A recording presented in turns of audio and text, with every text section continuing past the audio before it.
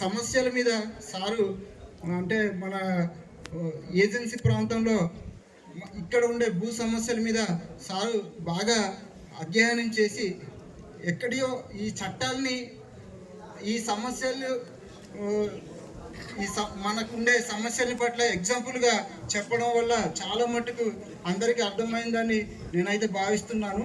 ఈ సార్ ఇచ్చిన 1 hour class వల్ల నేనైతే చాలా విషయాల్ని నిజంగా తెలియని కొత్త విషయాల్ని నేర్చుకున్నాను అన్నమాట. అంటే చదివిన బుక్స్ కంటే ఈరోజు ఈ సదస్సు ద్వారా నిజంగా ఈ చట్టాల గురించి ఇంకా ఇంకా కొత్త కొత్త వర్డ్స్ని కానీ అలాగే క్లుప్తంగా తెలుసుకోవడం జరిగింది. ఇంకా అంటే ఇప్పుడు నేను చదివితే మళ్ళీ నాకు ఆ చట్టాల గురించి పూర్తిగా తెలుసుకునే అవకాశం అర్థమయ్యేలాగా ఈ సదస్సు నాకు నిజంగా చాలా పెట్టడం, అందుకు ఈ రాష్ట్ర కూటమి ప్రభుత్వానికి అలాగే చంద్రబాబు నాయుడు గారి మన ముఖ్యమంత్రి నారా చంద్రబాబు నాయుడు గారికి మరియు పంచాయతీరాజ్ శాఖ మరియు డిప్యూటీ సీఎంగా పనిచేస్తున్న జనసేన పార్టీ పవన్ కళ్యాణ్ గారు ఇలాంటి పంచాయతీ గ్రామ స్థాయిలో ఇలాంటి సదస్సులు నిర్వహించడం చాలా కృతజ్ఞత మీకు తెలియజేసుకుంటున్నాం సార్. నిజంగా ప్రతి ఒక్కరు కూడా ఇక్కడ ఈ భూ హక్కు చట్టాల గురించి తెలుసుకుంటే మనం ఆ సమస్య అన్నీ కూడా మన దగ్గరే ఉన్నాయి, కానీ వాటి గురించి చట్టాల గురించి తెలియక చాలా మట్టుకు ఎప్పుడో 1970-80లో రాసుకున్నాము ఇప్పటికీ ఇంకా సార్ చెప్పినట్టుగా వైట్ పేపర్స్ పట్టుకునే వస్తున్నారు అనమాట. అవి ఎక్కడ కూడా చెల్లవండి.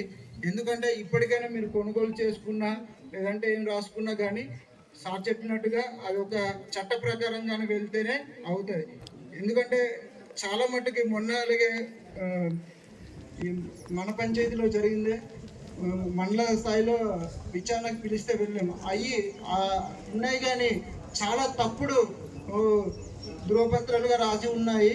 అటువంటి వల్ల ఏంటంటే ఇప్పుడు ల్యాండ్ గ్యాంబ్లింగ్ ప్రొహిబిషన్ చట్టం కింద కూడా కేసు నమోదైతే జైలుకి వెళ్ళాల్సి ఉంటుంది. కాబట్టి కొద్దిగా ఏదైనా ఉంటే ఈ చట్టం వెలపాలి, మనం ఇవన్నీ కూడా చేసుకోవాలి. అందుకు చట్టం ప్రతి ఒక్కరూ తెలుసుకోవాలి. భారత రాజ్యాంగంలో మనకు స్వేచ్ఛ, సమానత్వం వీటి మీదనే కాకుండా మనకు ఈ అలాగే ప్రత్యేకంగా ఏజెన్సీ ప్రాంతంలో 1/70 యాక్ట్ గురించి కానీ తర్వాత ఇక్కడ అటవీ హక్కుల చట్టం గురించి కానీ మనం ప్రతి ఒక్కరు తెలుసుకోవాలండి. ఈ తెలియకపోవడం వల్లనే ఇన్ని సంవత్సరాలు అవుతున్నా కానీ మనం చాలా అన్యాయానికి అక్రమానికి మనం దురక్రమానికి పాల్పడుతున్నాంగా. మనం ఇక్కడ ల్యాండ్ కూడా చాలా మట్టుకు ఆక్రమణ జరుగుతుంది. కాబట్టి మనం ఖచ్చితంగా ప్రతి ఒక్క గిరిజనుడు ఈ